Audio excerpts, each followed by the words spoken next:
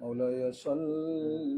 وسلم دائما أبدا على حبيبك خير الخلق كلهم. أيحسب الصب أن الحب منكتم ما بين منسجم منه ومضطرب. مولاي صل وسلم دائما أبدا على حبيبك خير الخلق كلهم. جی بسم اللہ الرحمن الرحیم. باب صب النبی صلی اللہ علیہ وسلم وضوءه على المغمى عليه. قال حدثنا ابو الولید قال حدثنا شعبۃ عن محمد بن المنکدر قال سمعت جابر رضی اللہ تعالی عنہ يقول جاء رسول الله صلی اللہ علیہ وسلم يعودني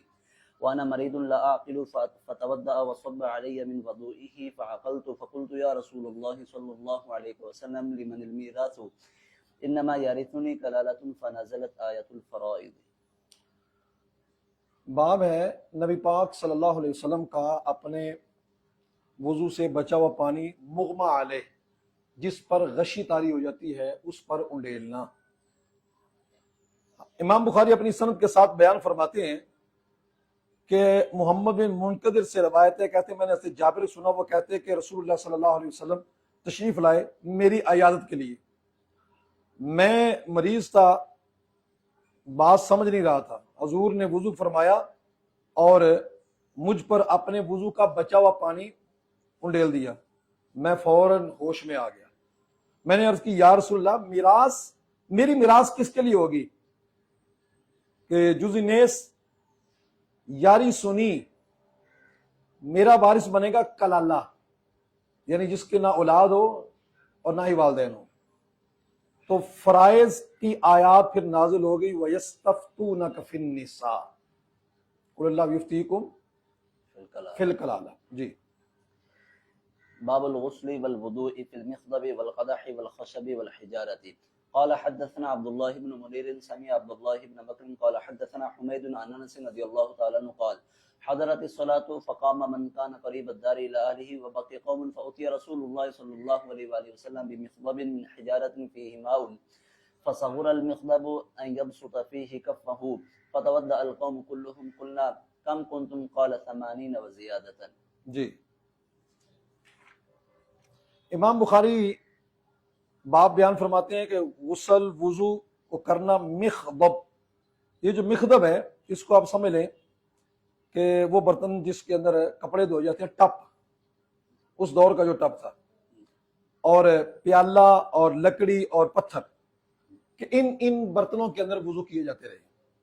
امام بخاری اپنی سند کے ساتھ بیان فرماتے ہیں کہ حضرت انس رضی اللہ سے روایت ہے، فرماتے ہیں کہ نماز کا وقت ہو گیا تو قام من کان قریب الدار الی اہلہ، تو کھڑا ہوا وہ شخص جس کا گھر جو قریب الدار تھا الی اہلہ، وضو کرنے کے لیے اپنے گھر والوں کے قریب تھا، اور باقی قوم، باقی قوم، فأتی رسول اللہ صلی اللہ علیہ وسلم بمخضب، تو رسول اللہ صلی اللہ علیہ وسلم آپ کے پاس ایک برتن لایا گیا پتھر کا، جس کے اندر پانی تھا، یعنی ایک شخص کھڑا ہوا، اس کا گھر قریب تھا، گھر سے برتن لایا، باقی قوم ادھر ٹھہری رہی، تو پانی، پتھر کا برتن لایا گیا، اس کے اندر پانی تھا، تو وہ برتن چھوٹا تھا، مخضب چھوٹا برتن تھا کہ اس کے اندر ہاتھ ڈال کرنا تو تھیلی کھول دی جائے، ایسا نہیں ہو رہا تھا۔ رسول اللہ صلی اللہ علیہ وسلم نے پھر ایسا کہ فتوضأ القوم كلهم، ساری قوم نے اسی پانی سے وضو کیا۔ ہم نے کہا کہ وہ حضور صلی اللہ علیہ وسلم اس میں ہاتھ ڈالا نا تو اس کی برکت سے پانی بڑھ گیا۔ تو وہ کتنے افراد تھے؟ فرمایا 80 و زیادہ، 80 سے زیادہ افراد تھے۔ جی قال حدثنا محمد بن العلاء قال حدثنا ابو اسامة عن بريد عن ابي بردة عن ابي موسى رضي الله تعالى عنه ان النبي صلى الله عليه واله وسلم دعا بقدح فيه ماء فغسل يديه ووجهه فيه ومج فيه. امام بخاری اپنی سند کے ساتھ بیان کرتے ہیں حضرت بریدہ سے کہ حضرت ابو بردہ سے روایت کرتے ہیں وہ حضرت ابو موسیٰ سے کہ نبی پاک صلی اللہ علیہ وسلم نے آپ نے ایک پیالہ منگوایا جس کے اندر پانی تھا، تو اپنے ہاتھ کو اور چہرے کو دھویا اس میں اور اسی کے اندر کلی فرما لی۔ یہ حضور صلی اللہ علیہ وسلم کا خاصہ ہے کہ اس میں کلی فرما لے، یعنی ایسے برتن کو اگر پینے کا حکم دیا جائے تو یہ حضور کا خاصہ ہے، ایسے اس برتن میں کلی کر لی جائے تو وہ برتن استعمال کے قابل رہتا ہے۔ اور اس میں یہ ہے کہ بھئی اگر اس میں کوئی کلی کر لیتا ہے برتن کے اندر تو وہ کوئی ناقابل استعمال نہیں ہوتا، قابل استعمال ہی رہتے ہیں۔ جی قال حدثنا احمد بن يونس قال حدثنا عبد العزيز بن ابي سلمة قال حدثنا عمرو بن يحيى عن ابيه عن عبد الله بن زيد رضي الله تعالى عنه قال اتى رسول الله صلى الله عليه واله وسلم فاخرجنا له ماء في طور من صفر فتوضا فغسل وجهه ثلاثا ويديه مرتين ومسح براسه فاقبل به وادبر وغسل رجليه۔ امام بخاری اپنی سند کے ساتھ بیان کرتے ہیں حضرت عبداللہ بن زید سے کہ رسول اللہ صلی اللہ علیہ وآلہ وسلم کی بارگاہ میں حاضر ہوئے اور ہم نے آپ کے لیے ایک پیتل کے تشت کے اندر پانی پیش کیا، آپ نے اسے وضو فرمایا، اپنے ہاتھوں کو دھویا 3 مرتبہ اور بازوؤں کو دھویا 2 مرتبہ، اور اپنے چہرے کو 3 مرتبہ دھویا اور اپنے ہاتھوں کو 2 مرتبہ دھویا، اور اپنے سر کا مسح کیا پیچھے سے آگے کی طرف اور آگے سے پیچھے کی طرف، یعنی سر کا مسح پھر باقاعدہ جس طریقے سے ہوتا ہے، وغسل رجليه اور اپنے دونوں پاؤں کو دھویا۔ جی قال حدثنا ابو اليمان قال اخبرنا شعيب عن الزهري قال اخبرني عبيد الله بن عبد الله بن عتبة ان عائشة رضي الله تعالى عنها قالت لما ثقل النبي صلى الله عليه واله وسلم ما اشتد به وجعه استأذن ازواجه في ان يمرض في بيتي فأذن له فخرج النبي صلى الله عليه واله وسلم بين رجلين تخط رجلاه في الارض بين عباس ورجل اخر قال عبيد الله فأخبرت عبد الله بن عباس رضي الله تعالى عنهما فقال أتدري من الرجل الآخر قلت لا قال هو علي رضي الله عنه وكانت عائشة رضي الله تعالى عنها تحدث أن النبي صلى الله عليه وآله وسلم قال بعدما دخل بيته واشتد وجعه وهريق علي من 7 كرب لم تحلل أوكيتهن لعلي أعهد إلى الناس وأجلس في مخضب لحفصة زوج النبي صلى الله عليه وآله وسلم ثم تفقنا نصب عليه من تلك الكرب حتى تفق يشير إلينا أن قد فعلتن ثم خرج إلى الناس۔ امام بخاری اپنی سند کے ساتھ بیان فرماتے ہیں کہ ام المومنین سیدہ عائشہ رضی اللہ عنہا بیان فرماتی ہیں کہ جب نبی پاک صلی اللہ علیہ وسلم کی طبیعت کے اندر طبیعت بوجھل ہوگی، درد بڑھ گئی، تو آپ کی ازواج نے آپ نے اپنی ازواج بیویوں سے اجازت طلب کی اس بات میں کہ ام المومنین کہتے ہیں میرے گھر میں ہی رسول اللہ صلی اللہ علیہ وسلم کی تیمارداری کی جائے، تو سب نے اجازت دے دی۔ نبی پاک صلی اللہ علیہ وسلم جب آئے تو 2 مردوں کے درمیان تھے، آپ کے قدم مبارک زمین پر اس طرح خط کھینچتے آ رہے تھے، ایک طرف حضرت عباس تھے اور دوسری طرف کوئی اور مرد تھا۔ یہاں پر محدثین نے شارحین حدیث نے کہا کہ وہ دوسرا مرد حضرت علی تھے، باقاعدہ حضرت عبداللہ عبید اللہ کہتے ہیں میں نے یہ عبداللہ ابن عباس کو خبر دی تو حضرت عبداللہ بن عباس کہتا جانتی ہو دوسرا مرد کون تھا؟ میں نے کہا نہیں، کہا وہ علی بن طالب تھے۔ اچھا اب سوال یہاں پر یہ ہوتا ہے کہ انہوں نے اس بات کو اوپن کیوں نہیں کیا دوسرے مرد کو؟ اچھا آپ اس میں ذرا غور کریں تو یہ جو قال عبید اللہ فاخبرت عبداللہ ابن عباس، یہ جو جتنی عبارت ہے یہ سارا شہاب الدین زہری کا کلام ہے، یعنی یہ کلام حدیث کے اندر مدرج ہے۔ جہاں جہاں بھی کوئی بات ہوگی صحابہ کے درمیان اختلاف کرنے والی، صحابہ اور اہل بیعت کے درمیان نفر، وہ کلام زہری ملے گا۔ باغ فدق اٹھا کے دیکھیں کلام زہری ملے گا، جنگوں کے معاملہ اٹھا کے دیکھیں زہری کا کلام ملے گا۔ تاہم اس کے اندر حضرت علی مرتضیٰ کا نام خاص کیا انہوں نے، حالانکہ ایسا نہیں۔ ایک طرف حضرت عباس مستقل تھے، دوسری طرف حضرت علی مرتضیٰ کبھی آتے تھے، کبھی حضرت عقیل آتے تھے، اس طرح بدل بدل کر بندے آ رہے تھے۔ تو بدل بدل کر بندے آنے کی وجہ سے نام متعین نہیں کیا، ایک کا نام متعین کر لیا کہ وہ مستقل طور پر رہے، اور دوسرا کا متعین نہیں کیا کہ وہ بدل بدل کر آ رہے تھے، اس لیے راجل آخر کہہ دیا۔ صرف حضرت علی مرتضیٰ کرم اللہ تعالی وجہ الکریم نہیں تھے بلکہ حضرت عقیل بھی تھے، دوسرے گھر والے بھی تھے، بدل بدل کر آ رہے تھے۔ اور ام المومنین سیدہ عائشہ رضی اللہ تعالیٰ بیان کرتی ہے کہ نبی پاک صلی اللہ علیہ وسلم آپ نے گھر میں داخل ہونے کے بعد فرمایا، اور حال یہ تھا کہ آپ کی درد بڑھ رہی تھی، فرمایا حریقو علی من 7 قرب، مجھ پر 7 مشکیزوں سے پانی ڈالو۔ 7 مشکیزیں کون کون سے؟ فرمایا کہ جن کی رسیاں نہیں کھولی گئی، یعنی 7 کنووں کا پانی لاؤ، اور ان 7 کنویں وہ کہ جن کے جو رسی اور ڈول ہے نا وہ کھلا ہوا نہ ہو۔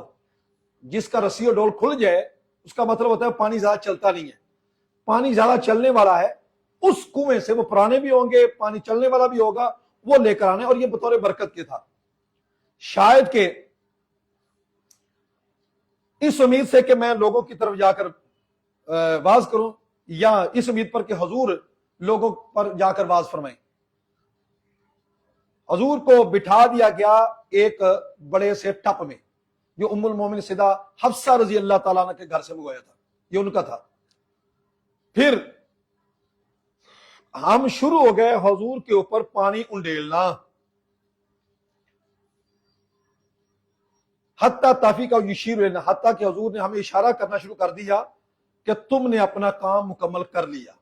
پھر حضور لوگوں کی طرف تشریف لے کر گئے، وہ پردہ ہٹایا، واز فرمایا، پھر آگے وہ تفصیلی حدیث آتی ہے۔ جی باب الوضوء من الطور قال حدثنا خالد بن مخلد قال حدثنا سليمان قال حدثني عمرو بن يحيى عن أبيه قال كان عمي يكثر من الوضوء قال لعبد الله بن زيد أخبرني كيف رأيت النبي صلى الله عليه وآله وسلم يتوضأ فدعا بطور من ماء فكفأ على يديه فغسلهما 3 مرار ثم أدخل يده في الطور فمضمض واستنشر 3 مرات من غرفة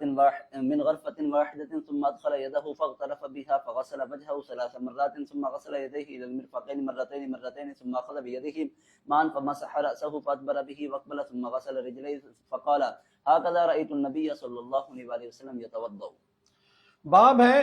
طشت سے وضو کرنے کا بیان۔ امام بخاری اپنی سند کے ساتھ بیان کرتے ہیں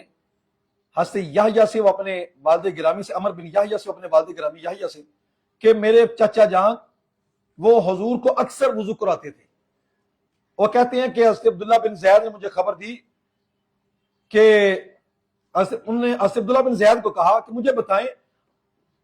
کیسے نبی پاک صلی اللہ علیہ وسلم وضو کرتے تھے۔